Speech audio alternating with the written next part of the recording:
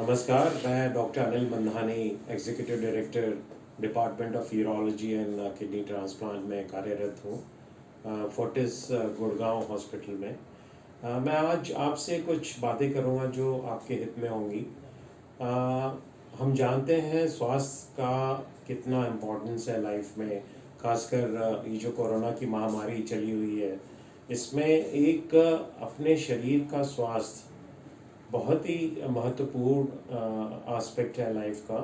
क्योंकि बॉडी की अगर इम्यूनिटी अच्छी है, आपका स्वास्थ्य अच्छा है, तो आप कोरोना से बहुत अच्छे से लड़ भी सकते हैं। वैसे ही अच्छे स्वास्थ्य होने के बावजूद भी न्यूरोलॉजी के कुछ ऐसे प्रॉब्लम्स हैं जिनके बारे में हमें बहुत ज़्यादा मालूम नहीं होता। मैं उन बातों पे आज आपका ध्यान आकर्षित करूँगा। सबसे पहले यूरोलॉजी सिस्टम जो है हमारा है, जिसमें किडनीज, ब्लैडर, प्रोस्टेट और जेनाइटो यूरिनरी सिस्टम पूरा जो हम कहते हैं आता है, इसके बारे में अमूमन हम कम ध्यान देते हैं। अगर आप पूर्ण तरह स्वस्थ भी हैं तो हो सकता है आपको इस पूरे सिस्टम के कुछ प्रॉब्लम्स हों। तो मैं इसे कहता हूँ, let's know about our urological system and let's be uro healthy. तो इसमें इस क्रम में मैं आपसे कुछ बात करूँगा। तो सबसे पहले मैं बात करना चाहूँगा जो एक इम्पॉर्टेंट सिम्टम होता है इस पूरे सिस्टम का, जो कि हम उसको मेडिकल भाषा में हेमीचूरिया कहते हैं और आम भाषा में यूरिन में ब्लड आना। तो यूरिन में ब्लड आना मैंने अपने 25 साल की प्रैक्टिस में देखा है कि कई लोग इसे इग्नोर करते हैं, खासकर हमारी महिलाएं हैं, क्योंकि उसे वो मिसकंस्ट्रू करती हैं कि ये मेंस्ट्रुअल ब्लड तो नहीं है। यूरिन में ब्लड आना एक बहुत ही गंभीर लक्षण है और इसके जो मुख्य रूप से कारण होते हैं, यदि आप यंग हैं तो किडनी का ट्यूबरकुलोसिस हो सकता है या किडनी में पथरी हो सकती है, और यदि आप 50 के ऊपर हैं, एल्डरली हैं, तो अमूमन ये ब्लड आना कैंसर की वजह से होता है। तो ब्लड तो एक तो आपको यूरिन में दिखेगा, आप उसको बिल्कुल इग्नोर मत करिए। और दूसरा तरीका ये होता है कि आप कभी भी अपना जब हेल्थ चेकअप करवाते हैं तो यूरिन टेस्ट ज़रूर करवाइए। और यूरिन में ब्लड जो दिखता नहीं है आपको आँखों से, उसको अनसीन ब्लड कहते हैं, उसको माइक्रोस्कोपिक आरबीसीज पाई जाती है, तो उसके थ्रू आपके डॉक्टर जो हैं वो आपको रेफ़र कर सकते हैं यूरोलॉजिस्ट के पास, और उसके बाद फर्दर जांचें करके उसके कारण मालूम किए जाते हैं कि ये क्यों ब्लड आ रहा है। तो ये तो रहा ब्लड यूरिन में आना, जो कि बहुत गंभीर लक्षण है और इसको आपको इग्नोर नहीं करना चाहिए। अब दूसरा हम बात करते हैं जो किडनीज में पथरियां बनती हैं।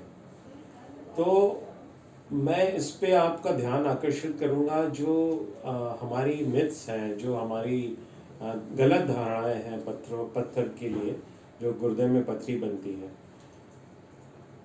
3-4 चीज़ें आपको ध्यान रखनी है। एक तो अल्ट्रासाउंड में अमूमन 3 से 4 मिलीमीटर की पथरी रिपोर्ट होती है, तो उसको लेके परेशान मत हो, क्योंकि कई बार अल्ट्रासाउंड करने वाले पे भी डिपेंड करता है कि वो सही में पथरी को पथरी कह रहे हैं या नहीं कह रहे हैं।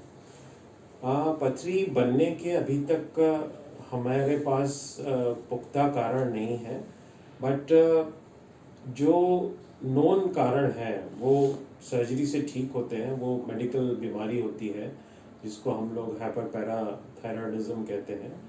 अदरवाइज अनफॉर्चुनेटली हमें इन कारणों का अभी तक ज्ञान नहीं है कि पथरियाँ क्यों बनती हैं।